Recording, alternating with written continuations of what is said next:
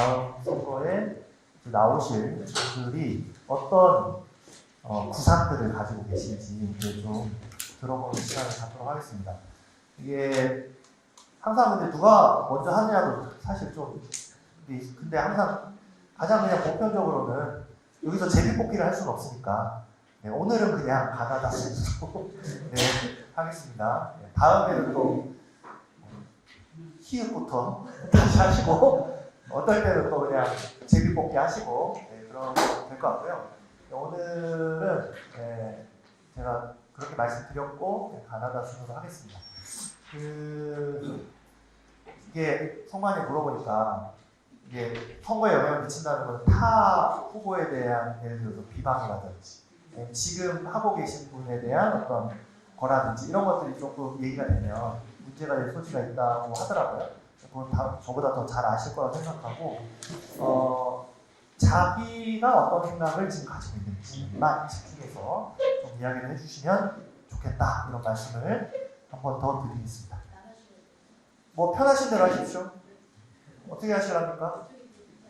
네, 그러면 네, 첫 번째 순서로 네, 강수경 선생님, 위원장님 네, 말씀 듣겠습니다. 15분 제가 딱 재겠습니다. 인사드리겠습니다. 저는 지금 현재 김대중재단 탄소중립위원회 위원장으로 있고요. 38년 현장에 있다가 작년 8월에 정년을 했습니다. 오늘 발표해 주신 우리 황호연 선생님, 우리 김재현 선생님, 그리고 아까 교육에 관심 많으신 선생님 말을 듣고 반성도 많이 하고 교육감을 지금 준비하고 있는 입장에서 과연 우리 학교 밖에서, 지도 밖에서 바라보는 우리 교육에 대한 시선에 대해서 상당히 많은 것을 느꼈습니다. 저는 큰 틀에서 우리 이 전남교육의 교육 자치와 이 교육 거버넌스가 큰 틀에서 어떻게 가야 될 것인가라는 측면에 대해서 이야기를 드리고 싶고요. 현장에서는 아까 말씀드렸지만 말만 교육 자치 해놓고 실질적으로 그게 실행이 안 되고 실천이 안 되면 무슨 소용이 있냐 이런 말씀을 하시잖아요. 그 부분에 대해서도 어떻게 하면 이것이 실천 가능하고 우리가 좀 더 현장의 밀착형으로 다가갈 수 있을까라는 생각을 많이 하고 있습니다. 저는 지금 학생이 성장하려면, 진정으로 성장하려면 어떻게 우리가 지원을 할 것인가. 저는 일반교 고등학교에서 교육청에서 한 2, 3년 정도 있었고 일반교 고등학교에서 계속 애들 진학 지도를 한 입장에서 과연 지금 우리 대학 입시 제도하고 우리 교육의 현실이 우리 아이들이 진정으로 성장하고 있는가? 그리고 지역과 함께하는 교육이 되면 우리 아이들이 얼마나 성장할 수 있을까?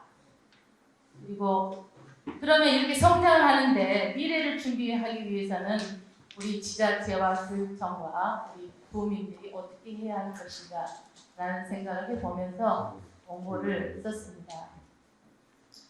저희는 지금 전남 지역은 굉장히 많은 문제점을 가지고 있습니다. 일단은 지역적인 환경과 특성 때문에 교육 격차가 많이 벌어지고 있고 학령 인구가 계속 감소하면서 마을이 지금 소멸되고 있습니다.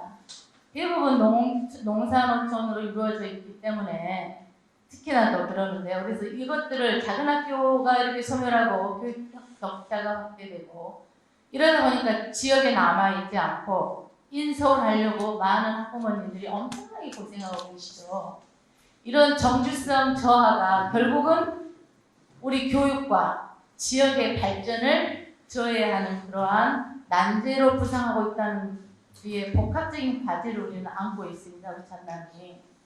그래서 우리 이 전남이 마을교육 공동체라든지 교육자치협력지구라든지 지금 시행하고 있는 주민참여 예산제도 같은 것들이 조금 더 요구가 목소리가 커지고 있는 상황이라고 보면 되겠습니다. 지금 우리가 말하고 있는 이러한 문제들이 지금처럼 중앙 집권형으로 됐을 때는 난제를 풀어나가기가 아주 힘들고 우리가 말하는 교육 자치가 지역을 기반하는 교육 자치가 어느 때보다도 필요하다. 그래서 아까 말씀드린 정말로 우리가 실천하기 위한, 실천하기 좋은, 실천을 위한 어떤 체제나 제도나 어떤 구상이 있어야 되겠다는 생각을 합니다. 지금 우리 전남교육 현황을 보시면 현황은 좀 넘어가겠습니다. 현황은 좀 아실 것 같고요. 자, 한계를 보시겠습니다. 지금 우리가 교육 자치를 한다, 지방 분권을 한다, 여러 가지들을 우리가 실행하고 있는데 사실 한계에 많이 부딪히고 있습니다. 거기에는 권한이 아직까지는 중앙에 머무르고 있다는 것이죠. 우리에게 실질적인 권한이 없어요. 아까 말씀하셨죠. 교육장님이 어쩐다, 교육청이 어쩐다 하시는데 국가에서 국가 수준의 교육과정을 주면 시도 교육감이 이걸 가지고 와서 거기에 맞는 시도 교육감, 우리 전라남도 교육장에 걸맞는 교육과정을 장학자료를 만들어서 지역에 있는 시도 교육청을 시도 교육청으로 보내줍니다. 그러면 교육청에서는 또 우리 지역에 맞는 교육과정을 만들어서 각 학교에 배부를 하고 있는데 아까 말한 지역의 특성을 그대로 담고 있지는 못하죠. 이렇게 중앙에서 아웃라인을 정하지만 지금 또 지역 분권을 이야기하고 지역 자치를 이야기하고 그렇지만 우리가 또 여기에서 느껴야 될 것은 그런 책임감과 공공성을 위한 그런 규제의 형평성을 어떻게 우리가 지켜나가고 유지할 것인가 이것도 우리가 사실 생각해봐야 될 문제입니다. 그리고 좀 내려보시면 지금 지자체하고 교육청의 협력이 사실은 상당히 부족한 그런 상황이라고 말할 수가 있고요. 도민이 참여하고 학교 구성원이 참여하는 구조가 말은 그렇지만 구조가 협조가 미흡하다고 볼 수 있겠습니다. 농산어촌 특성으로 인해서 어떤 이런 취약성이 많이 갖고 있는데요. 소규모 학교가 많다 보니까 교원 배치라든지 교육과정 운영이라든지 또 기반시설 확보가 어렵고 또 여러 먼 곳 우리 이월수 순천 광양은 덜 그렇습니다만 다른 지역에서 학교를 다니는 애들은 통학의 부담도 있고 또 방과후나 심화 또 프로그램들의 다양성이 부족한 것들이 큰 장애가 되고 있습니다. 또 재정 자립도가 낮죠. 그래서 학교에서나 교육청에서는 공모 사업을 많이 해가지고 예산을 따오는 실정입니다. 그래서 이런 공모 사업 또한 지자체장이나 또 교육장님이나 또 학교장의 의지, 관심이 적으면 이건 또 지속성을 갖고 있기 힘들기 때문에 일관성 있기가 조금 어렵다. 그런 한계가 있다는 걸 말씀드립니다. 그럼 지금 우리가 이러한 효율성이 낮은 자치를 우리가 말하고 있는데 그러면 교육 자치나 거버넌스가 왜 필요한가? 왜 우리가 이 자리에 앉아서 우리가 교육 자치를 이야기하고 교육 거버넌스를 이야기하는가? 그 이유에 대해서 한번 보겠습니다. 결국은 우리 학생들이 성장을 해야 되거든요. 우리 학생의 중심을 두는 그러한 교육이 실현이 돼야 되는데 전남처럼 이 전부 다 농산어촌이네, 도농, 복합이네, 산업, 생태, 해양 시군마다 조건이 다르잖아요. 이런 지역의 중앙에서 이렇게 시군마다 특성이 다른데 중앙에서 만드는 획일적인 정책으로는 학생이 성장하기도 힘들고 여기에서 정주하는 그런 확률이 낮기 때문에 계속 다른 곳으로 대도시로 옮겨가는 그런 현상이 계속 악순환되고 있다고 보시면 되겠습니다. 저는 우리 전남 교육이 22개 시군으로 이루어졌습니다. 다른 17개 시도에서 갖고 있지 않은 강점이라고 생각을 합니다. 왜? 우리는 친환경적인 요소와 생태, 환경, 해양 다 가지고 있거든요. 그러면 아까도 계속 말씀하셨지만 이런 22개 시군에 맞는 특성에 맞는 교육과정을 설계를 하고 또 대학과 기업과 또 교육청이 연계해서 교육과정을 만들어내고 얘들을 실천하게 하고 이러면서 정주할 수 있는 시스템을 도입해야 되는 그런 큰 틀의 입장에서 방향이 정해져야 되지 않은가 생각을 합니다. 이렇게 마을과 학교 지자체가 함께 할 때 교육 정책 효과는 극대화를 가질 수 있다고 하겠습니다. 아까 제가 우리 그 도민들을 만나보다 보면 신뢰감이 좀 떨어지고 있구나라는 생각을 합니다. 이런 신뢰가 높아지는 그런 방법에 있어서도 정책을 함께 만들고 이거를 같이 참여를 하게 된다면 우리 교육에 대한 신뢰가 높아지지 않을까 생각을 합니다. 좋은 학교가 있어야 우리 학부모가 지역에 남고 인재가 지역에서 성장하고 기업과 인구가 유입됨으로 인해서 전남의 정주 여건이나 지역 활력 회복은 이 교육의 질과 밀접한 관계가 있다고 하겠습니다. 저는 이러한 지역 학생 중심 그리고 지역 연계, 지속 가능성이라는 이 보편적인 교육 철학을 토대로 해서 전남형 교육 자치를 한번 제안해 보고자 합니다. 일단 교육 지원청이 22개의 교육 지원청이 있기 때문에 이 지역 교육청에 권한을 낼 수 있으면 많이 주는 겁니다. 그래서 아까 학교 예산 같은 경우도 현장의 수요를 기반하는 그런 예산을 편성할 수 있도록 권한을 위임을 해야 되고요. 그 다음에 도민이 참여하는 거버넌스를 제도화하는 것이 필요하다고 생각합니다. 상설로 운영하는 거죠. 어떤 위원회를 저희들하면 예를 들어 시민참여위원회라든지 이런 위원회를 만들면 이것들이 상설로 운영이 될 수 있도록 하고 학생과 학부모, 우리 교원이 참여할 수 있는 비율을 확대를 많이 해야 되겠습니다. 그리고 이걸 사전에 공론화할 수 있는 절차를 제도화해서 활용을 하면 된다는 생각을 하고 있습니다.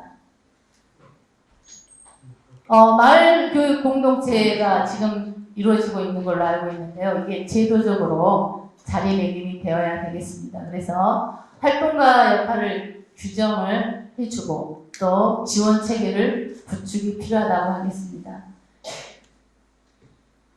저는 이런 지역 교육 척화 사업에 저희는 유에스 순천 방향을 실례로 들어보면 순천을 보면서 순천에는 지금 정원 문화가 있습니다. 생태 정원 문화. 이런 것들을 교육과정과 연계해서 교육과정을 짜고 그러한 마을학교를 운영한다든지 진로교육을 한다든지 그래서 이런 프로젝트 학교를 운영을 많이 해서 지역과 연계된 그런 교육과정 운영한다든지 또 방향은 기술산업 또 이런 대표성을 갖고 있기 때문에 이러한 기술이나 산업이나 또 대학 연계해서 진로교육 모델을 개발을 해가지고 프로그램을 강화해서 방향형 미래기술학교를 운영한다든지 아니면 유수 같은 경우는 해양 있고 환경이 있고 그 다음에 관광이 있지 않습니까? 이런 부분들의 미래교육을 어떻게 하면 해양교육 특구로 지정을 해가지고 이러한 진로교육을 강화시킬 것인가 이러한 것들을 보면서 학교는 지자체 연결을 통한 지역과 통합적인 교육 생태계를 구성해야 되겠다는 생각을 하고 있습니다. 아까 우리가 예산을 이야기를 했는데요. 이 공공성이나 지속성을 갖추려면 지자체 예산과 교육청 예산을 공동으로 편성해서 이거를 사용하는 방법은 어떨까라는 생각을 합니다. 그래서 중복이 되어 있다거나 비효율적인 사업은 통합해서 관리하는 지자체와 같이 예산을 편성 운영하는 방법을 생각해 보면 책임도 강화가 되고 투명성이 있어서 우리가 투명성을 좀 확보해야 되지 않을까 생각합니다. 결국 전남 교육 자치는 아까 말씀드린 것처럼 행정의 이양이 아니고 우리가 스스로 미래 세대를 키우는 힘을 회복하는 과정이라고 우리는 이해를 해야 될 것 같습니다. 순천의 생태교육, 광양의 산업진로교육, 여수의 해양 미래교육은 전남 전체가 나아가야 할 가치와 방향을 잘 보여준다 할 수 있겠습니다. 학교, 마을, 지자체, 지역사회가 함께할 때 전남의 교육은 대한민국 미래교육의 새로운 모델이 될 것입니다. 교육의 질이 곧 지역의 미래이고 교육 자치와 교육 거버넌스는 이제는 선택이 아니라 필수가 아닐까 생각합니다. 결국은 우리가 탁상에서 말하는 형식적인 거버넌스가 아니고 교육 자치가 아니고 실질적인 실천적인 교육 자치와 교육 거버넌스가 될 수 있도록 제도적인 마련과 그리고 구체적인 실천 방안이 뒤따라야 될 것이고 거기에는 반드시 예산에 있어서 지자체와 교육청이 함께 예산을 공동 편성하고 운영하는 그러면서 거기에 우리 학생, 학부모, 우리 교직원들이 함께 참여하는 협력 체계로 가야만이 우리가 꿈꾸는 교육 자치와 교육 거버넌스가 이루어질 거라고 생각합니다. 결국은 이러한 것들을 논의하는 우리 저변에는 우리 학생들의 진정한 성장을 위해서이고 대학교에서 그러한 우리 삶의 밀착형 그리고 많은 경험을 가진 그리고 많은 생각을 해본 이러한 학생들이 결국 우리 미래를 이끌어 나갈 것이기 때문에 지역과 연계한 삶의 교육이 필요하다 그런 생각을 합니다. 이런 삶의 교육을 하기 위해서는 우리 모두가 책임감과 공공성을 어떻게 가지고 갈 것인가 여기에는 우리가 같이 함께 협조해야 될 것들이 있고 아까 교육장 직선제 이런 말도 나왔는데요. 이런 많은 권한을 우리 도민들께 돌려드리고 같이 참여하는 그런 거버넌스 형성에 있어서 여러분들의 협조가 많이 필요하리라 생각합니다. 감사합니다. 네, 감사합니다. 시계가 어디 있나요? 19초 남기고 이렇게. 네, 감사합니다. 후보님, 괜찮으신가요? 이렇게 다른 사람 말할 때 앉아 계시고 괜찮으세요? 아니, 네. 다음은 우리 김혜룡 위원님 발표를 듣도록 하겠습니다.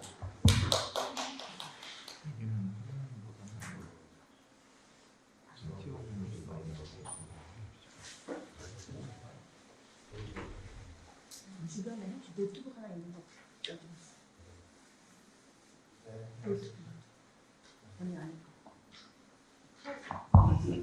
네, 시작하겠습니다. 타임을 두고 하겠습니다. 네, 반갑습니다. 저는 이름도 이름이고 처가택도 이름이 김혜룡입니다.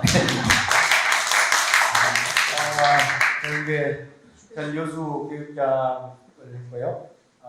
지금까지 국가교육위원회 디지털 AI 교육 특별위원으로 활동하다가 지난 2월 28일 날 퇴직하고 지금 이렇게 여러분 앞에 섰습니다. 제가 오늘 말씀드린 내용은 보다시피 협력적 교육 거버넌스의 제구조와 지속 가능한 교육자치 실현 방안에 대해서 말씀드리겠습니다. 오늘은 교육 전반에 대한 이런 말씀을 드리는 자리가 아니고 교육 거버넌스와 자치에 대한 내용을 중점적으로 하는 자리이기 때문에 거기에다가 포커싱을 해서 여러분들한테 제가 직접 교육장에서 실천했던 그리고 교육장으로서 이런 교육 전남의 현실을 반영해서 실천했던 내용을 중심으로 말씀을 드리도록 그렇게 하겠습니다.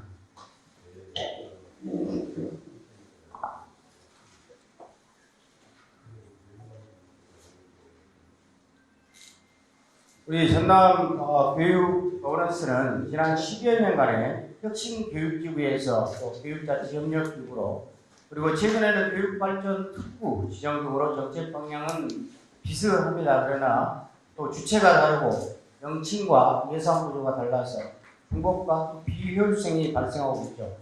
또 다른 문제를 살펴보면 교육감과 지자체장이 바뀔 때마다 정책의 이름과 여기 보시다시피 지금 교육감이 바뀔 때마다 명칭이 바뀐 걸 볼 수가 있죠.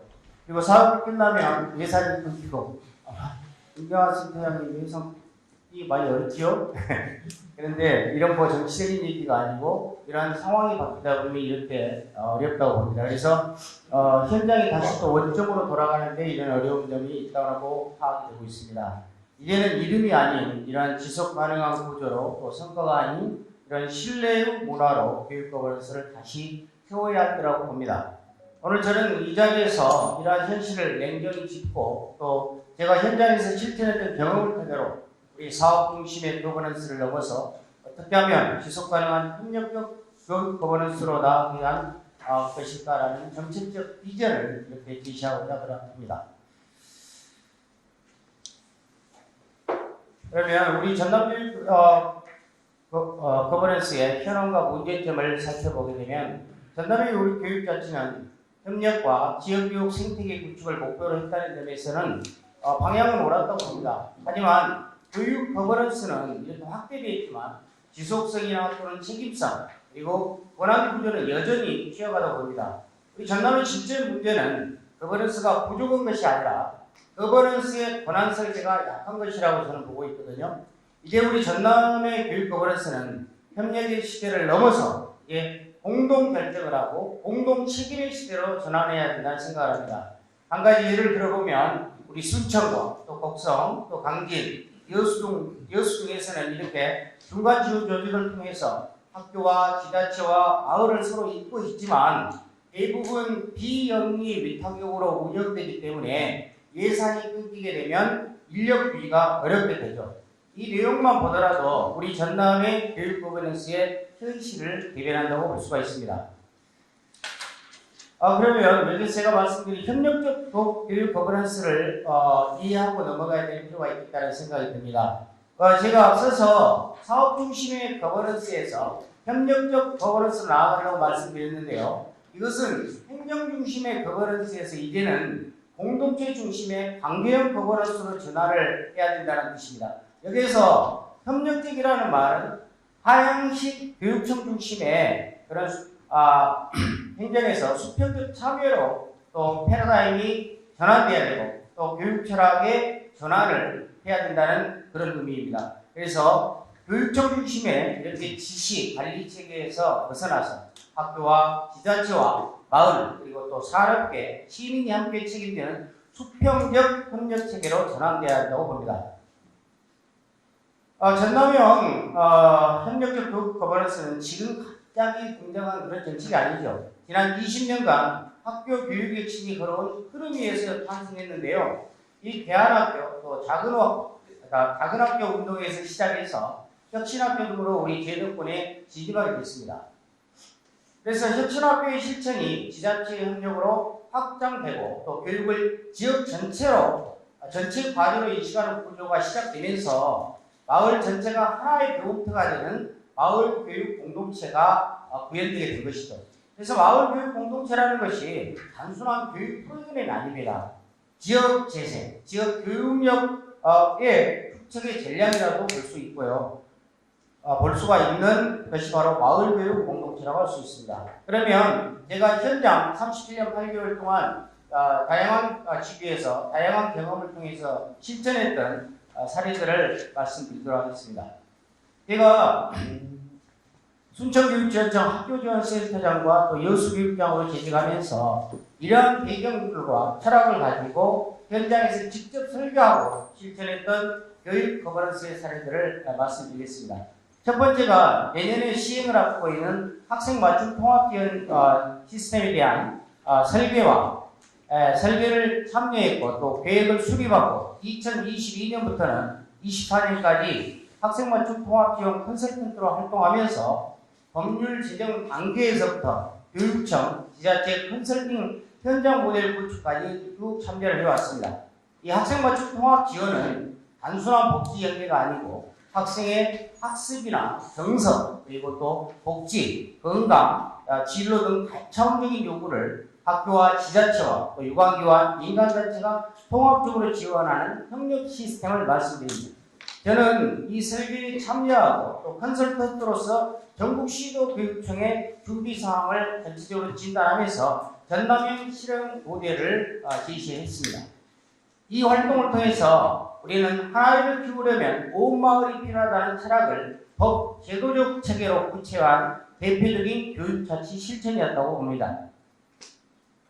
두 번째는 2020년 순천교육지원청에서 근무하면서 지역 활동가들과 또 우리 선생님들이 함께 참여한 순천 문화역사 교육과정을 1년에 거쳐서 개발을 했습니다.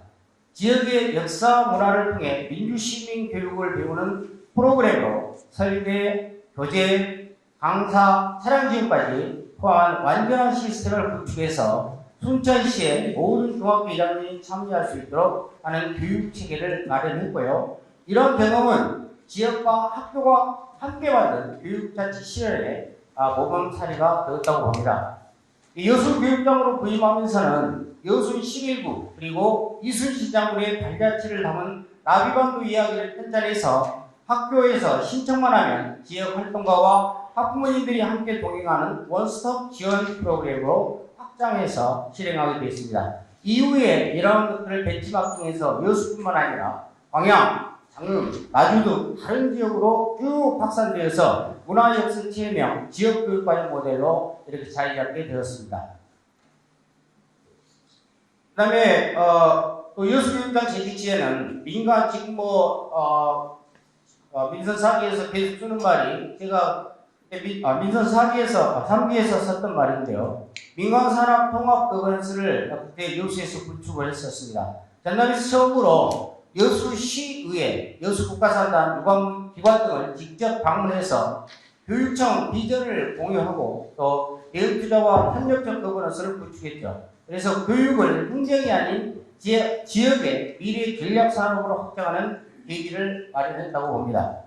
2021년에 이미 민간산학이 함께하는 미래교육 선포식을 준비하면서 지역과 함께하는 교육 거버넌스를 구축했습니다. 또한 37개 회원사에게 학교에 비어있는 공간에 미래교육실을 구축할 수 있도록 요청해서 국가산단과 교육을 연결하는 선순환 구조를 마련했던 기억이 납니다. 순천교육청 센터장으로 재직을 할 때는 학교폭력과 정서불안 그리고 부적응 학생들을 지원하기 위해서 전국 최초로 순천에서 지역민과 함께하는 온마을 온종일 피어 프로그램을 개발해서 시행을 했습니다. 학교와 복지기관 그리고 마을 활동가 그리고 전문가와 함께 참여하는 통합 돌봄 시스템이죠 이게. 그래서 정서 지원, 생활교육, 체험활동 등을 통합 운영하게 됐습니다. 이후에 여수, 광양 등에서 벤치마킹을 통해서 각 지역에 확산되어 지금 운영하고 있는데요. 한 명의 단식문 학생이 학교 전체의 배움을 멈추게 하지 않도록 지역에 함께 품는 회복적 교육 모델로 이렇게 발전을 시켰습니다. 지역민과 함께 만들어가는데 행정 시스템이나 예산 등 방해 요소가 많았습니다. 특히 협상에 의한 계약을 통해서 계약을 했는데요. 행정 경험이 없었다면 그러한 문제를 해결하지 못했을 걸로 생각을 합니다.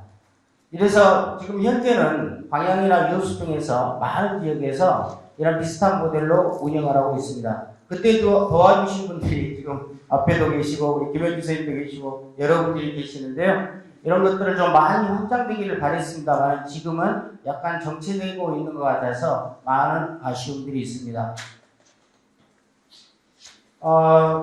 우리 부총장님도 나와 계시는데 그때 당시에 지역 내 대학과 연구하기 위해서 우리 순천대학교 사범대학과 MOU를 체결하고 예비교사들이 학교 현장에서 실제적인 생활기도를 배울 수 있도록 생활교육의 실제 과목을 전국 최초로 개설했는데요. 제가 여수로 발령이 나고 또 사범대 학장님도 바뀌면서 그 후에 연계가 지속되지 않아서 이것도 많이 아쉬움이 있습니다만 지역 대학과 연계했던 그러한 내용들을 말씀드립니다.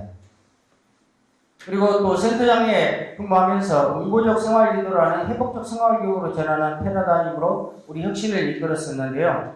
여기에서 간단히만 말씀드리면 이때 관계회복지원단을 최초로 조직을 했죠. 그때 학생, 학부모, 교사가 함께 대화와 합의로 이렇게 어려운 문제를 해결하는 구조를 마련했고 이때 특히 주목할 수 있는 것이 지역민과 학부모님들을 대상으로 해서 회복적 생활교육 연수를 시켜서 이 과정을 수료한 우리 지역민들이 학교의 관계회복지원단으로 활동했다는 점입니다. 그래서 행정이 이런 경험은 행정사업이 아닌 지역사회와 함께 만든 생활교육 거버넌스 모델로 발전하게 됐고 전남의 회복적 생활교육 확산에 기반이 되었다고 생각을 합니다. 이후에 별령 정책마켓도 우리 오늘 발표해 주신 김주현 선생님께서 함께 제안해 주시고 같이 모델을 만들어서 이렇게 했는데요. 이것까지만 설명을 드리고 스킵하겠습니다. 순천교육청 센터장으로 재직할 때 학생자치연합회 학생들이 우리 지역과 학교의 문제를 정책적으로 제안하는 정책마켓을 처음으로 기획 운영을 했죠. 이 정책을 시작으로 해서 일반 학생들하고 지역 청년 멘토와 연결하는 기적의 꿈성장 프로젝트를 운영을 했고요. 이때 이 프로젝트를 통해서 벨리암중학교 학생들은 면사무소에다가 정책들을 직접 제안하면서 학생자치와 지역자치가 연계되는 새로운 형태의 자치 모델을 만들어냈죠. 이러한 정책들이 씨앗이 돼서 현재 벨리암에서는 세 개 학교와 연합해서 지역 주민이 함께 참여하는 벨리암 청소년 정책마당이 운영되고 있습니다. 이것은 학교 자치와 학생 자치 그리고 지역 자치와 교육 자치로 이루어지는 전남형 민주 시민 교육의 실천적 모델이라고 볼 수 있습니다. 우리 앞에 계시는 김재현 선생님 고생가 있다고 말씀드리고 싶습니다. 예. 이어서 여수 민간학 실천 사례들은 너무나 많은 사례들이 있기 때문에 화면들을 참조해 주시면 좋겠습니다. 여기에는 나비반도 이야기와 그다음에 지역의 어르신들을 위해서 교육청에 있는 시설을 준비해서 마을과 공동 사용하게 되는 그러한 장면들입니다. 그래서 전남형 교육자치의 재구조화의 방향을 말씀드리면 협치를 넘어서 이제는 공동 책임의 시대로 전환돼야 된다라고 생각을 합니다. 교육감과 지자체장이 바뀔 때마다 기조가 흔들리지 않도록 새로운 정책이나 사업을 또다시 만들어내는 것이 아니라 이미 있는 정책이나 제도를 튼튼히 유지 발전시키는 것이 발전시키는 구조적 대책이 필요하다고 합니다. 혁신교육기구는 현재 교육자치협력기구로 발전해서 같은 정책과 제도의 연속 성장에 있습니다. 또한 전남의 경우는 국가단위 지역균형 발전형 공모사업에 21개 시군이 호응을 이어한 21개 시군이죠. 그래서 교육발전 특구로 지정받아 운영되고 있는데요. 이런 법과 정책, 그래서 현행 교육자치 협력기구의 체계와 지속성을 이루어나가는 그런 방향이 필요하다는 생각이 듭니다. 시간이 부족한데요. 일단 전남 시군의 제가 이제 재구조화 방향을 말씀드리면 전남 전체 시군 특성에 맞는 체계나 또는 조례나 평가 방식을 마련해야 된다. 그리고 교육자치 협력기구 담당 부서를 상설 조직화해야 된다. 그다음에 최소 30% 의무화를 법제화를 추진해야 한다. 대응 투자를 할 수 있도록요. 교육자치 실현을 위한 권한을 분권화해야 된다. 그리고 학생 맞춤 통합 지역본과 연계한 지역 기반 교육복지 체계를 구축해야 된다. 이런 방향으로 가야 된다는 말씀 드리고요. 중간 조직 지원 조직 여기까지 듣겠습니다. 죄송합니다. 네, 화면만 보고 넘어가겠습니다. 네. 자, 마이크가 꺼진 상태입니다 지금. 혹시 자료 나중에 가능하시면 거기 그 패들렛에 비교하는 것도 한번 생각해 주세요. 그래서 마이크가 다시 나와서 30초만 더 하겠습니다. 이런 부분으로 됐고요. 마이크가 켜졌다 합니다. 네, 여기까지 듣겠습니다. 네, 감사합니다. 네, 감사합니다. 다음에 이런 토론의 기회가 있으면 더 구체적인 내용들로 현장의 경험들을 통해서 말씀드리도록 하겠습니다. 감사합니다. 네, 고맙습니다. 다음은 구승태 부총장님 말씀 듣겠습니다. 네, 반갑습니다. 저는 자료를 확인하는 거예요. 말씀드리겠습니다. 먼저 오늘 지금 현재 ALP 분장을 맡고 있고요. 글로벌 사업을 생활하고 있습니다. 그리고 이제 오늘 먼저 말씀하신 항호영 우리 지속 가능 한국을 위한 교육부장 운영위원장 또 우리 김재윤 실천 교육부 사원 정책 팀장님에 가지고 하신 것에 대해서 전적으로 동의하고 수고하셨다고 생각합니다. 그리고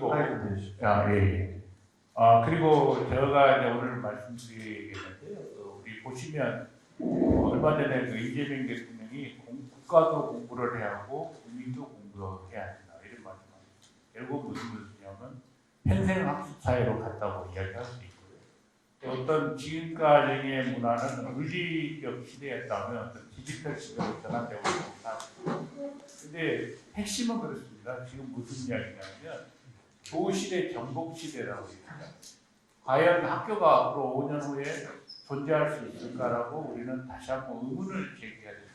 저는 이렇게 생각합니다. 그래서 이런 문제에 대해서 제가 고민을 많이 하고 했던 내용들을 주시고 특히 이제 저는 정책을 해본 사람으로서 교육부 진로교육 정책과장을 하면서 실제 법을 제정했습니다. 법을 제정했기 때문에 그러한 문제들 또 기록을 하면서 제가 운영했던 협업 과정 이런 문제에 대해서 중심으로 이야기하고 말씀드리도록 하겠습니다. 첫째, 제가 이제 교육부 지도교육 정책과장을 하면서 그때 정책을 할 때 가장 중심적인 핵심 요소는 딱 하나입니다. 뭐냐면 이슈가 무엇이냐 이걸 보셔야 됩니다.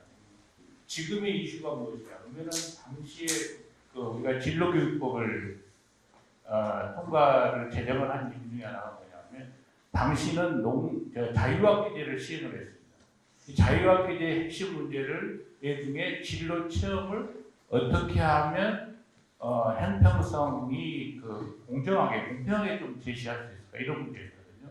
근데 그때 농산하천학교가 한 1,500개가 돼 있는데 당시에 1,500개의 진로 체험을 우리 도시형으로 만들어주는 게 핵심 과제였거든요.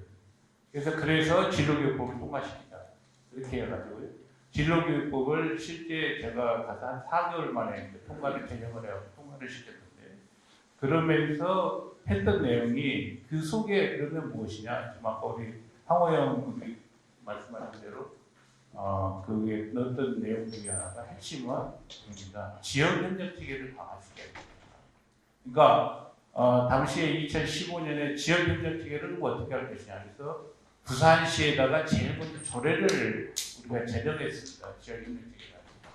근데 이 진로교육법을 가지고는 한계가 있더라고요. 그래서 오늘 우리 황호영 분이 말씀하시고 우리 선생님 말씀하셨듯이 그러려면 뭐냐 우리가 말하는 아까 헌법 이야기를 하고 있는데 법률적으로 제정이 될 필요가 있습니다. 법률적으로 어떻게 제정돼야 될까를 우리가 고민해야 되는데 이제 우리 교육법에서는 3법 등이 있는데 교육기본법, 초중고교육법, 고등교육법이 있는데 초중고 교육법에다가 하고 교육자치법에다가도 제시를 할 필요가 있습니다. 그러면 이런 지금 문제를 좀 해결할 수 있거든요. 실제는 그러면 교육자치와 행정을 어떻게 하면 통합할 수 있는가 이 문제도 매우 중요한 문제입니다. 근데 실제는 교육자치와 행정은 통합되는 게 맞습니다. 그러나 여러 가지 우리나라가 제가 진로교육 클로컬 대학을 운영하면서 문제가 무엇이냐 보니까요. 지자체에서 교육을 잘 인정을 안 합니다. 하수 기관으로 아래 하위 기관을 몰라는 게 아니에요. 이 문제를 어떻게 그래요? 저는 도지사한테 계속 제시를 했습니다. 뭐냐? 자, 교육을 통해서 지역을 발전시켜 보자. 그 문제를 제시하고 그래서 대학을 통해서 대학도 성장을 해보자. 실제 가능하다는 거죠. 교육을 통해서 그러니까 지금 이야기 들어보면 알지만 여러분 잘 보세요. 자, 우리는 평준화를 우리가 했습니다. 근데 평준화를 했는데 어떻게 됐습니까? 서울의 평준화를 하면 지방은 평준화를 하면 안 되는 거예요. 반대로 해야 되는 거예요. 그러니까 서울로 가버리는 거예요. 강남보다. 이런 교육 형태를 가지고 있다는 거예요. 제가 이야기하는 것은 교육을 통해서 반드시 가능하다는 거예요. 그러면 회복 체제가 가능하거든요. 이런 문제를 우리는 강남보다 더 순천이라는 곳에 특화된 교육을 제시를 해버리면 교육을 통해서 만들어요. 근데 그런 문제들이 이해 안 되고 있냐 법률적으로 실제는 가장 큰 문제예요. 사람의 문제도 큽니다. 법률 우리가 보면 교육부에서 지금 교육부 핑계를 대요. 제가 교육부 과장을 하면서 보니까 그 지자체 우리 교육부 분들에게 이야기를 해요. 그럼 뭐라고 하냐면 교육부 탓을 합니다. 근데 실제 우리나라의 99%의 초중등 관련 분들은 교육감한테 이미 권한이 이입돼 버렸어요. 예산 다 배분돼 있죠. 교부금으로. 두 번째, 인사권 다 교육감 체제예요. 이 책임은 누가 지냐? 제가 그랬어요. 진로교육 정책과장 하면서. 아니, 교육부를 핑계를 대십니까? 교육감들은, 권한을 가지고 오면서 책임을 안 되는 사람이 무슨 교육감입니까? 교육감 제도 없으니 좋겠습니다. 그렇게 이야기를 했어요. 저는 그렇게 생각합니다. 권한만 가진 게 아니라 책임을 지는 것이 가장 중요한 핵심 가진 거예요. 이런 문제들이거든요. 그래서 이제 그래서 제가 첫 번째 하나는 법률을 제정해야 된다는 거 같고요. 두 번째 또 하나 있습니다. 법률만 가지고 안 됩니다. 이 문제를. 그럼 어떻게 하느냐? 평가 제도에 집어넣는 게 가장 중요합니다. 그래서 그 당시에 했던 것이 우리 행자부 평가가 있습니다. 지자체를 평가하는 거. 지금은 226개인데요. 266개의 평가를 하는 평가 항목이 있어요. 그게다가 진로 체험을 집어넣습니다. 그러니까 평가 요소가 있었고 실제 지자체에서 평가를 하는 거죠. 진로 체험을 실시하는 거예요. 그래서 지금 우리가 말하는 지역협력 체계를 하고 이 거버넌스를 구축하기 위해서 핵심 요소는 지자체 평가 요소, 몇 남았네요. 평가 요소에다가 엮는 것이 매우 중요한 하나의 과제입니다. 그러면 지자체에서 자체적으로 하게 돼 있어요. 그 다음에 세 번째 또 하나 뭐냐면 또 그 진로 체험을 하면서 느끼고 하는 거냐면 야, 이건 안 되겠다. 그래서 대학의 재정지원 사업이라는 게 있어요. 그걸 하면서 2015년에 무엇을 집었냐, 재정지원 사업에다가 아예 초중고를 진로 체험을 하는 재정지원 사업을 넣었어요. 그랬더니 그게 또 가산점 제도로 부여했거든요. 그랬더니 실제 초중고를 그 당시부터 대학에서 지원하는 것이 된 거예요. 지금까지 좀 시행되고 있거든요. 이런 문제들이 있습니다. 그래서 무슨 말이냐면 이런 것들을 다양한 방법을 통해서 만들어줘야 실제적으로 가능하다. 그 다음에 또 하나 있습니다. 뭐냐면 이 거버넌스를 확대시키려면 교육청 지금 이야기하고 있잖아요.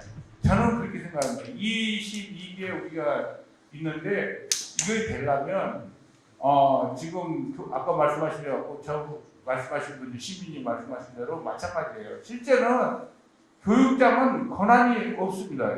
돈도 없고 실제 할 수 있는 중학교 교사들 좀 인사권을 가지고 있는 거거든요. 그럼 그 문제를 어떻게 교육 자체를 하려면 그러려면 두 가지가 있어야 되지 않습니까? 재정이 있어야 되고 예산이 있어야 되고 그 문제를 해결해야 되는 거예요. 그러려면 그 방법을 찾아내줘야 되는 겁니다. 실제. 그러면 뭐냐? 저는 그렇게 생각합니다. 이 방법을 해결할 수 있는 것은 지자체장하고 누구하고 같이 가냐? 교육감하고 해서 이 교육장을 둘이 같이 공부를 해서 좀 추천제 같은 거라든지 이런 방법을 한번 만들어 보자. 이런 방법, 다양한 방법을 찾아내야 됩니다. 여기다 보면 내년 3월부터 돌봄 시스템인데요. 지역 아동센터라든지 이런 데는 상당히 좀 심각한 문제예요. 여기다 보면 통합이 돼서 뭔가 그 지구 조직을 개편해갖고 만들어주고 지원을 해주고 예산을 줘야 되는데 사각지대가 놓이는 거예요. 이런 문제들을 해결할 수 있도록 빨리 교육자치와 행정은 어느 정도 합의적인 기구들이 빨리 만들어져야 된다. 뭐 이런 생각을 저는 생각하거든요. 그래서 이런 문제들이 있고 해보니까 다양한 여러 가지 방법들이 많이 있어요. 방법은. 근데 실제 그것을 못하고 있는 거예요. 누가? 사람에 대한 문제도 있습니다. 그래서 저는 이제 이런 생각을 많이 가지는 거예요. 예를 들면 우리가 순천이 있지 않습니까? 순천 센테라고 치는데 그래서 제가 글로컬 하면서 그 이야기를 했어요. 그래서 글로컬 대학을 하면서 몇 가지 아이템을 만들었습니다. 실제 그게 뭐냐면 버터넛 방식들이거든요. 지속 가능하려면 탑다운으로 내려줬기 때문에 우리나라 정책이 잘 안 되고 있는 거예요. 그래서 어떤 버터넛 방식으로 가자. 그래서 모든 것을 자기들이 만들어가게 하는 거예요. 예를 들면 보험도 마찬가지예요. 보험이라는 것을 그린 스마트팜 밸리만 있어도 절대 될 수가 없습니다. 그 밸리 자체에다가 뭘 만들어야 되냐? 그걸 교육을 얹는 거예요. 그래서 교육원을 만들고 거기에다가 내년에 우리 순천대학에는 농축산학과를 만듭니다. 그래서 그러고 나서 거기다 그린 스마트팜 세계적인 대학으로 가버리자. 이렇게 지금 이야기를 하고 있어요. 우리 글로벌 사업. 그러니까 그것이 하나씩 만들어지고 있는 거예요. 이것이 바로 청년이 모여들게 하고 하는 거예요. 그래서 제가 구례 군수를 만나고 이야기를 했습니다. 군수님, 무슨 일을 해야 될지 아십니까? 한번 봐보세요. 이 구례를 중심으로 백두다가 있고 아주 좋은 곳입니다. 그러면 교육자식 특구를 어떻게 만들어야 되겠어요? 하나입니다. 여기에다가 가장 좋은 생태 유치원을 한번 만들어 보십시오. 누구와? 주민과 같이. 그러면 그 주민들하고 생태 유치원을 만들라고 무엇을 만들 것이냐? 근데 대신 이렇게 하십시오. 군수님이 유치원 교사한테 5천만 원 월급을 더 주십시오. 5천만 원은 실제 나오는 돈이고 여기서 주고 땅을 주고 건물을 짓게 하고 만들어 보십시오. 그러면 세계적인 우리나라의 최고 유치원들이 그래 만들어지면 그 유치원을 통해 가지고 뭐가냐? 주민들이 여기 살아올 것입니다. 결국 무슨 말이냐면 우리 교육이 살려면 찾아올 수 있도록 만들어주는 여건을 줘야 되는 거죠. 우리 그렇지 않습니까? 우리 전라남도를 22개 시군을 해서 지금 보면 1945년부터 우리가 보시면 48년만 인구가 줄어들고 있다는 거예요. 근데 기업 유치하면서 수십조, 수백조 쳐는 거예요. 그래서 무슨 얘기냐면, 자, 나중에 핵심도시 우리가 11개를 만들어놨는데 핵심도시 다 유출돼요. 공실률이 56%가 됩니다. 그런 식으로 해갖고 어떻게 일이 되겠습니까? 그 공실률 자체를 줄일 수 있는 방법은 뭐냐? 나주에 맞는 특화된 도시를 만들어줘야 돼요. 뭐 아이비 교육을 한다든지 이래서 실제 그걸 보여줘야 돼요, 사람들. 안 그러면 절대 오지 않습니다. 이게 지금 과거와 같은 방식으로 교육을 접근하면 안 된다. 교육은 이게 남들이 하지 않는 정책을 가지고 나가야 되는 거예요. 그래서 오늘 말씀하신 거버넌스 조금 매우 필요한 거예요. 일본에 가면 6공기가 있는데요. 그 6공기에 가보면 실제 주민들이 그 도시가 원래 그 구도시예요. 구시가 있는데 그걸 어떻게 만들어 보느냐. 주민들이 1년에 130번 정도 회의를 하는 거예요. 그러고 나서 세계적인 유행 특화 도시를 만들자고. 이렇게 이야기를 하는 거예요. 이런 교육 행태를 가야 된다는 겁니다. 저희가. 그것들이 필요하다. 그것이 누구냐? 주민들이 하는 겁니다. 이 주민들이 하게 됐을 때는 그런 교육을 만들어 갑니다. 근데 정부에서 했을 때는 지속하지 않더라. 이런 생각이 듭니다. 그래서 이런 문제들은 실제 법과 사람의 문제입니다. 법도 아주 중요하고요. 제정해야 되는 거고요. 사람이 어떤 방향성, 의미, 정책성을 가지고 나가야 따라서 이 시대라든지 이 사회는 완전히 변한다는 거예요. 결국은 지금 아까 말씀하셨지만 전환의 시대, 이 전환의 시대를 우리가 극복할 수 있고 하기 위해서는 새로운 패러다임에 맞는 거기에 맞는 정책과 방향성과 의미가 분명히 있어야지 이 교육, 이 도시가 새로 발달하지 않을까 이런 생각이 듭니다.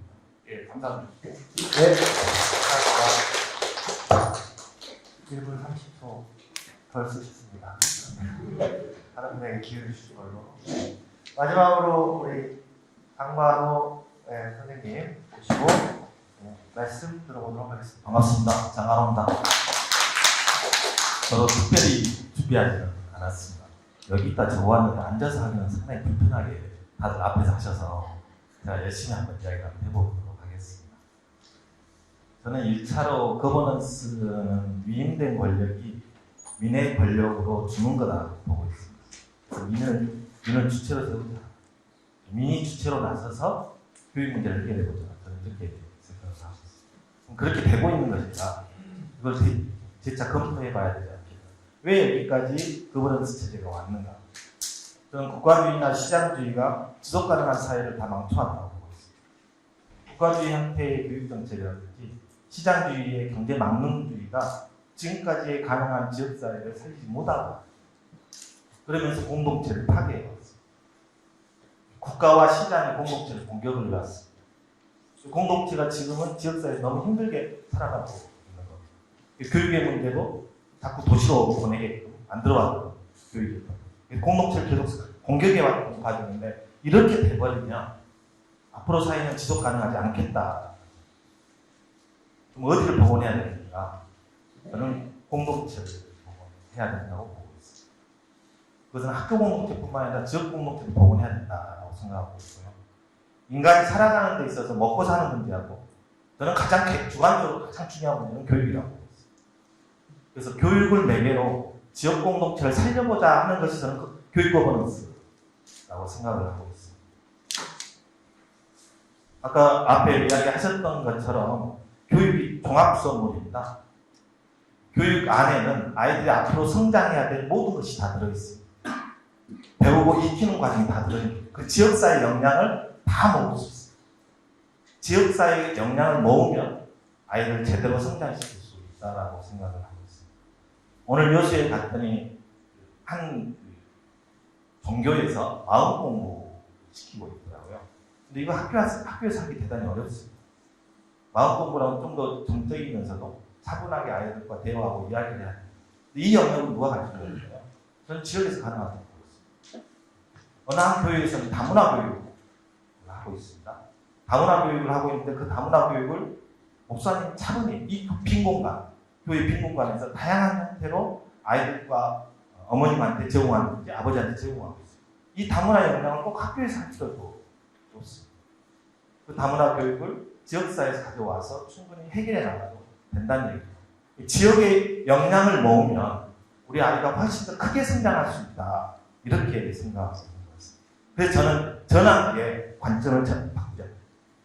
교육의 문제를 지역과 학교가 책임지자 이렇게 생각합니다. 학교한테만 맡기는 거예요. 그래서 학교도 어렵다. 학교한테 계속 들어가니까 기본 교육과정마저도 어렵게 만듭니다.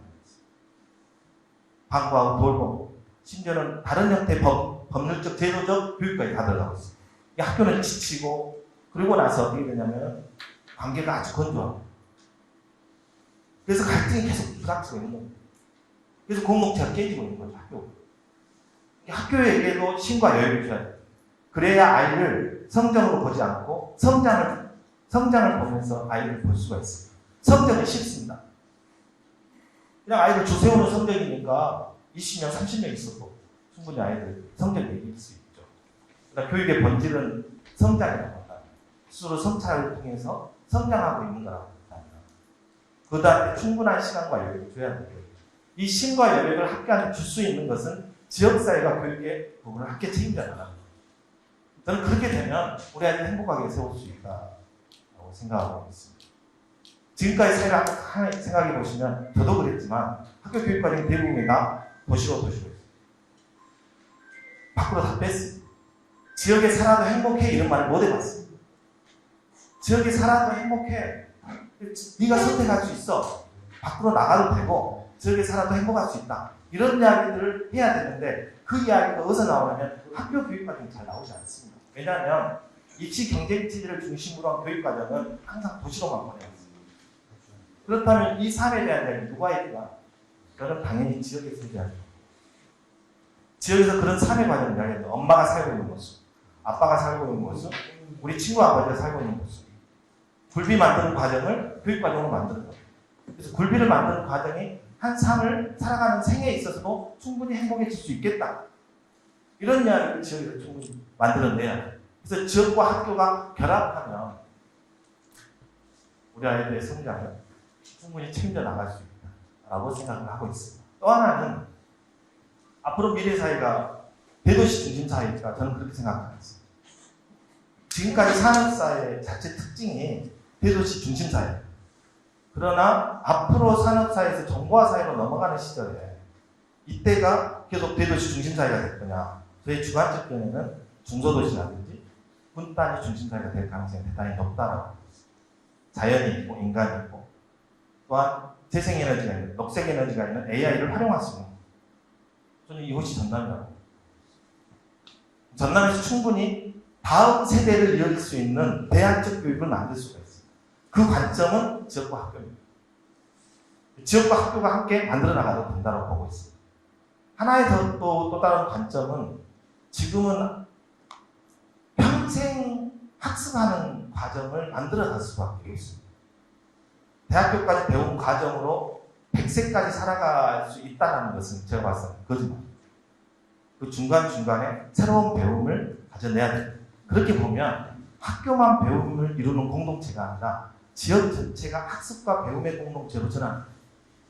그러면 지역 전체가 학습과 배움의 공동체로 전환하려면 당연히 지역의 중심이 저는 있어야 된다고 보고 있습니다.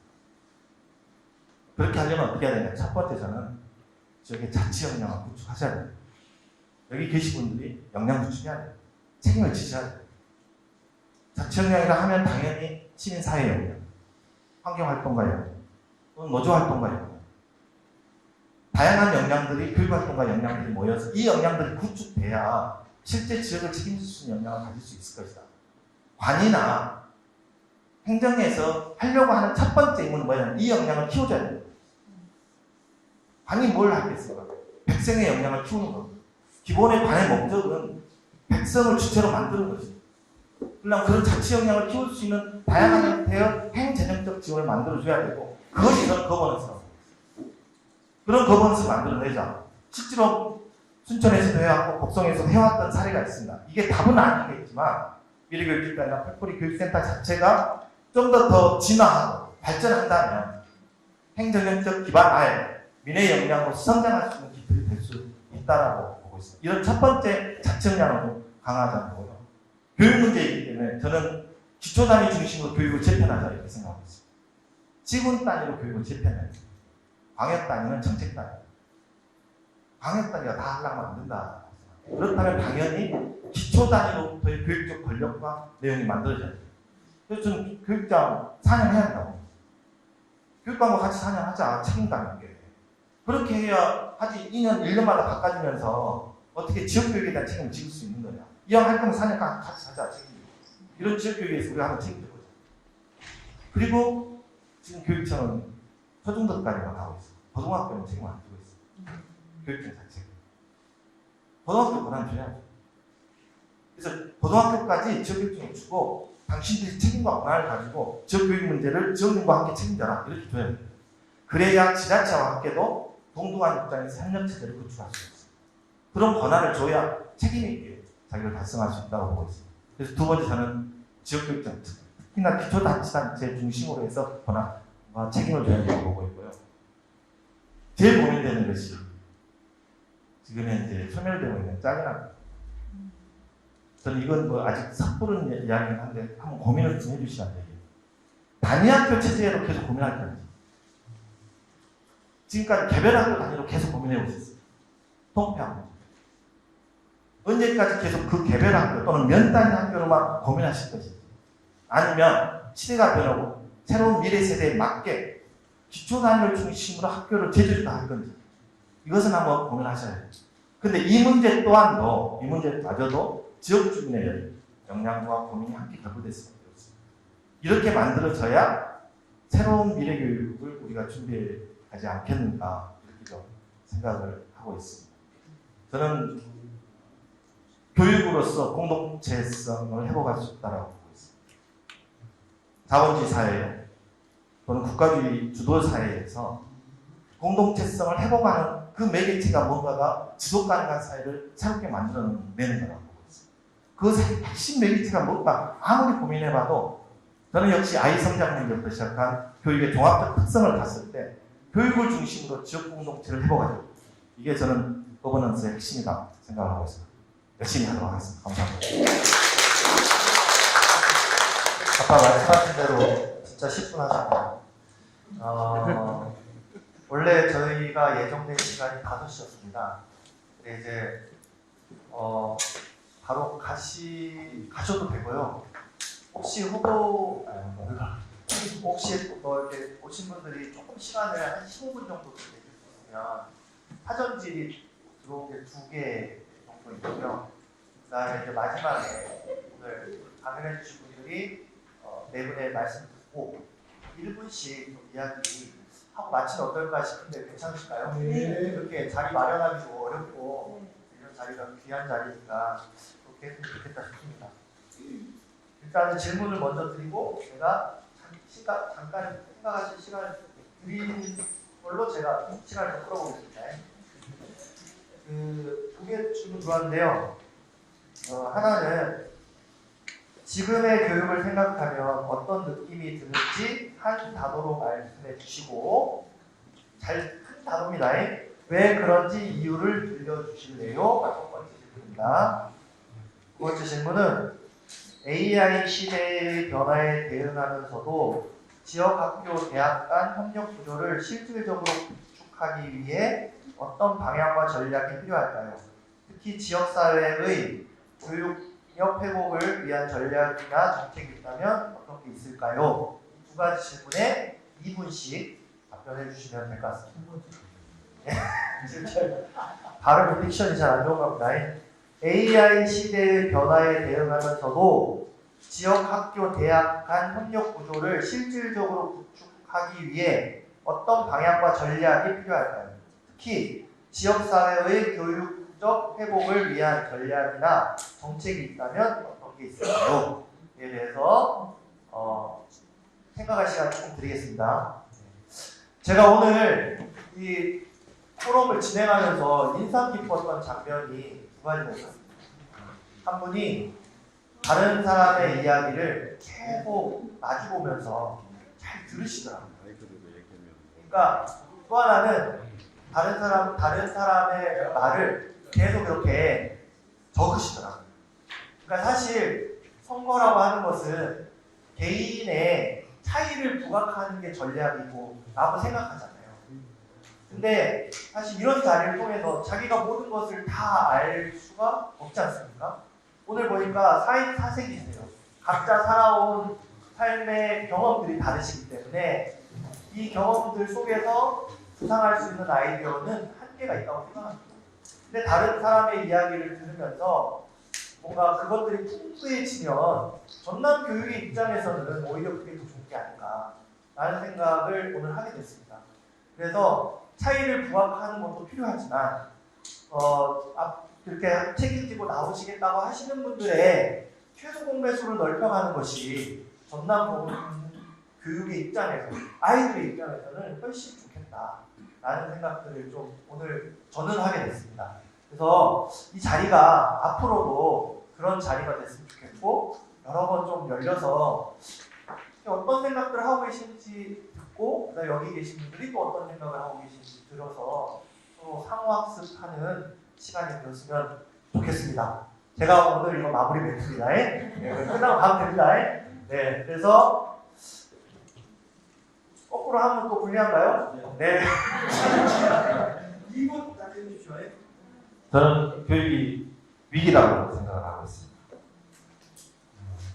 밖에는 AI 지능 시대 또는 AI 시대가 열려져 있는데 현재 학교의 교육 과정은 산업화 시대입니다. 그러니까 내부 갈등이 심화되고 공동체가 파괴되고 있는 거라고 생각합니다. 그래서 이걸 빠르게 극복할 수 있는 대안을 마련해야 되고 그래서 빨리 이것을 전환시켜 나가야 된다 이렇게 생각을 하고 있습니다. 저는 그 교육이라는 것 자체가 어떤 삶을 설계하는 힘을 길러주는 거거든요. 예, 학생들한테. 근데 삶의 설계를 해야 되는데 우리는 그거와 연계 없는 가치관 교육만 하고 있어요. 그래서 실제 아이들의 설계할 수 있는 힘을 길러주는 구조로 모든 것이 개편돼야 된다. 그것이 바로 뭐냐면 아까 말하는 어떤 공동체라든지 이런 현장적 구조에서 이루어지는 거거든요. 예, 그렇습니다. 첫 번째 질문 해볼까요? 우리 앞에서 한 질문씩 지금 하시는 건가? 네. 원래는 이게 그냥 하십시오. 저는 반대로 위기가 아니라 기회라고 봅니다.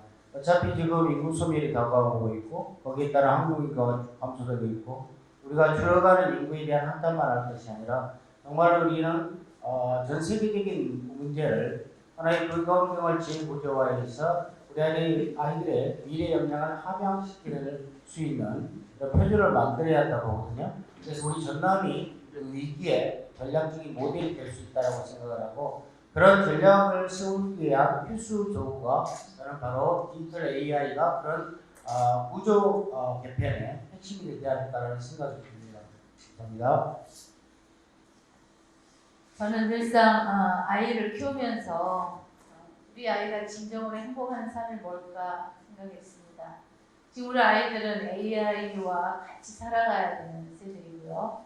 저희들은 거기에 좀 적응이 좀 잘 안 되죠. 일단은 인간 교육이 선행되어야 된다고 생각합니다. AI를 받아들이면서 그네들과 같이 살려면 AI가 할 수 없는 인간의 영역 그 부분을 우리 교육에서 다뤄줘야 된다고 생각을 합니다. 아까 AI를 대응하기 위해서는 AI를 어떻게 활용할 것인가 활용을 잘할 수 있는 역량을 키워줘야 하겠죠. 거기에는 기본적으로 시민의식이 디지털 시민의식이 있어야 된다고 생각합니다. 잘나고 나쁜 놈 만들면 안 되잖아요. 인간다운 아이를 키우는 그런 영역, AI가 할 수 없는 영역. 그렇다면 이것은 교육청만에서의 많은 노력으로는 안 되고 우리 지역사회가 함께 대학과 정부와 교육청과 우리 도민들이 같이 이런 부분을 연구하고 소통하면서 그렇게 나아가야 된다고 생각을 하고 있습니다. 그다음에 이제 두 번째 질문, 지역사회 교육력 개복은 아까 말씀드린 것처럼 우리 김혜령 후보님께서 지금 위기가 아니라 기회라고 말씀하셨는데 저도 아까 발표하기 서두에 그런 말씀을 드렸습니다. 우리는 22개 시군이 다른 17개 시군과의 다르게 굉장히 특색이 진한 그런 도입니다. 그래서 이러한 특성을, 환경과 특성을 어떻게 교육과 연계하고 우리가 교육 거버넌스를 협력 체계를 잘 이루어가지고 나갈 것인가, 이거는 굉장히 기회라고 생각해요. 아까 여수 순천 방향 예를 잠깐 들었죠. 여수는 여수에 따온 국제 건강, 순천은 뭐 생태, 방향은 뭐 기술 산업이라든지 다른 시군도 마찬가지로 이러한 특색을 지역적인 지역 교육 과정 속에 녹아들이면서 경쟁력 있는 그런 교육 과정을 우리가 설계하고 실행한다면 지금 우리가 가지고 있는 위기가 아니라 오히려 기회가 아닌가 그런 생각하는데, 요즘 농사 형태도 많이 변하고 있고요. 우리가 AI 뭐 데이터 센터가 들어오고 하고 있기 때문에 우리가 이런 부분을 지역적 특성과 잘 조합해서 이뤄나간다면 이러한 전략은 충분히 좋은 아이디어나 전략은 나올 거라고 생각하고요. 네. 그러기 전에 우리 시민들께서도 이런 부분에 관심을 많이 가져주시면 충분하다고 생각합니다. 네, 감사합니다. 두 번째 질문까지 다 하셨고 좀 시간 좀 됐습니까? 예. 그러면은 마지막으로 1분씩만 좀 발언해 주시고 지금 다른 일정이 또 있으신 것 같아서 짧게. 식견이 짧고 경험이 없는지라 이 외분의 발표로 감히 평할 생각은 전혀 없고요. 그냥 이제 저는 그런 말씀을 드리고 싶습니다. 교육감이 하는 현재의 길은 교육 자체의 역사라고 생각합니다. 그래서 이제 그게 이제 또 우리 시민들과도 연결이 되고요. 그래서 앞으로 좀 더 이 전남을 위한 전남에 의한 교육 정치, 관련된 교육제도 더 많이 고민되고 조금 더 획기적인 이야기들이 많이 나왔으면 좋겠다라는 말씀입니다.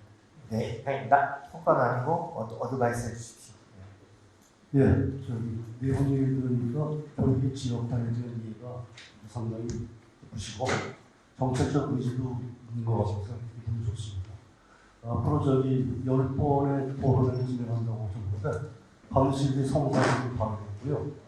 그리고 제가 아까 발제 마지막에 말씀드린 앞으로 선거 진행 과정에서 시민사회와 정착 투표를 맺어서 보다 더 구체화시켰으면 좋겠습니다. 그냥 지나가는 말로 하는 게 아니라 정책적으로 구체화되길 바랍니다. 네, 감사합니다. 네, 오늘 2시간 동안 모두 수고하셨고요. 서로에게 유익한 시간이었기를 기대합니다. 모두 안전히 돌아가시기 바랍니다. 마치겠습니다.